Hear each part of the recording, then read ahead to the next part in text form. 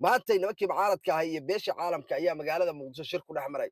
haddaba labadoodu waa isku dan oo dowladda federaalka hal dhan bay ka taagan yihiin. sidaan ognahay wasaaradda arrimaha dibadda ee soomaaliya waraaq ay soo saartay ay sheegayaan beesha caalamka nimanka la yidhi inay soomaaliya uga dhammaatay soomaaliyana aysan sii joogi karin. dowladda federaalka iyo nimanka mucaaradka shirarkii isxigay ee magaalada muqdisho ku maray waa lagu heshii waayey. qodobka ugu weyn oo dowladda federaalka inay ka tanaasusho ay diiday mucaaradkuna ay diideen inay ka tanaasulaan dadka shacabkaana laga qariyo waxaa ka mid ah dastuurka kumeelgaarka cutubka afaraad oo dowladda federaalka ay beddeshay sheegtayna dalka doorasho qof iyo coda inay ka dhacayso. nimanka mucaaradka waxay dhaheen qodobkaas ha la beddelo oo doorashadii horen isdooro jirnay ha lagu laabto ama kistoo kor ha loo qaado mid iyadii ka duwan laakiin annaga iyo adigaba danu kugu jirta xasanow aynu qabanno.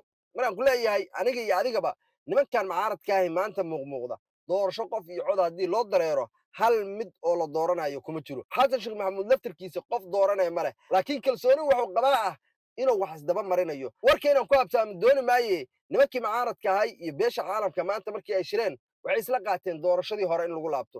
dowladda federaalkana ayagu ay la hadli doonaan. beesha caalamka markaan ku leeyahay waa safiirada magaalada muqdisho jooga. caqligayga iyo qof kasta oo soomaaliya caqligiisa haddii la fiiriyo doorasho qof iyo coda dalka inaysan ka dhici karin waa loo jeedaa. dowladdu maxay qarashka intaan le ugu bixinaysaa oo koonfur galbeed doorasho u aadaysaa oo galmudug doorasho u aadaysaa oo maalin dhoweed qoorqoor iyo lafta garan isku diiwaan gelinayeen oo magaalada muqdisho isdiiwaangelinta looga wadaa qarashka ku baxaya intuu leegyahay ma dareemi kartaa. dhowr maalin kadibna meeshii ayada ahaydoo innaga iyo adinku isla ogeyn unbaa la aadi doonaa. sababtoo ah puntland waa maqan tahay oo doorashada kuma jirto. somalilan waa maqan tahay oo doorashada kuma jirto.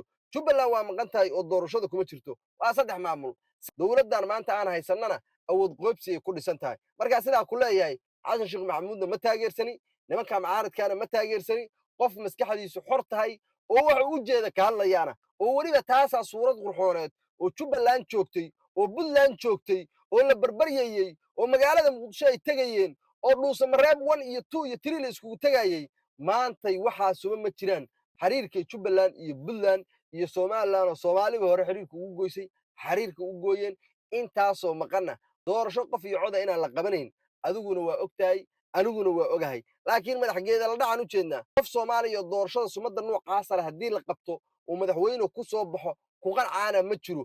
waxaaba dhici kartaba maamulka puntland iyo jubbaland inay dhahaan annagu soomaaliya kama tirsanin maadaama doorashadeedii aanan ka qayb gelin madaxweynaha iyo xukuumadda joogta aanan shuqul ku lahayn aanan soo dooran dadkanagu soo dooran annagu aanan tala ku lahayn. meesha ay maanta taagan tahay oo nimankaa shayaadiinta keliya lala dagaalamayo meel ka fog 10 tilaabo ayaa xaaladda dalku sii istaagaysaa. hadday dhowdahay oo ay taagan yihiin wadahadal baynu ogolnahay intii la sasabi lahay oo dalka la isku wadi lahay inta awood dowlad leh oo dalka saa u qabata la helayo bariyo in wax lagu waday ku qurux badan tahay. beesha caalamka oo ka cabsanaysa soomaaliya laga cirdeeyo iyo mucaaradka oo ka cabsanaya in la cunaqabatayo doorashada sidaa loo qabto heshiis bay maanta wada gaareen. dowladda federaalka ayna u heshiiyeen waxyaalaha ku xigoo soo baxaanu fiiri doonaa.